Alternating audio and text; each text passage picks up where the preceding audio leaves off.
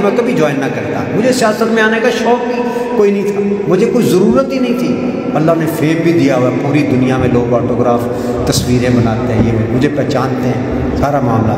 पैसे भी चाहते कमा लिए, बड़ा कुछ जो नेकी के काम का शौक़ वो भी पूरा कर लिया।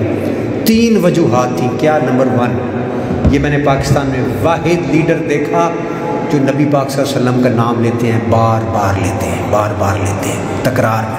जिस बंदे का आइडियल इतना बड़ा हो वो कभी छोटा आदमी नहीं हो सकता, याद रखिए, क्योंकि उससे बड़ा आइडियल है ही नहीं दुनिया में। मैंने बड़े बड़े मौलवियों की भी तकरीरें सुनी हैं, लेकिन उसने कहा ना कि वो होता है ना, मुल्ला की अज़ान और मुजाहिद की अज़ान और। तो मुझे ये मुजाहिद की अज़ान नज़र आती थी इमरान खान साहब के। एक वजह नबी पाक सल्लल्लाहु अलैहि वसल्लम, और सबसे बड़ी वजह ये।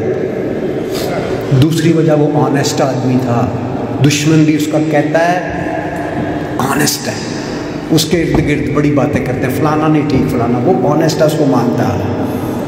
और हमें ऑनेस्ट आदमी की ज़रूरत थी, क्योंकि आज अगर हम यहाँ तक पहुँचे हैं तो उसकी वजह डिसऑनेस्टी हमारे लीडर्स की। तीसरी, दलेर आदमी है, नहीं डरता किसी से नहीं डरता सिवाय अल्लाह के।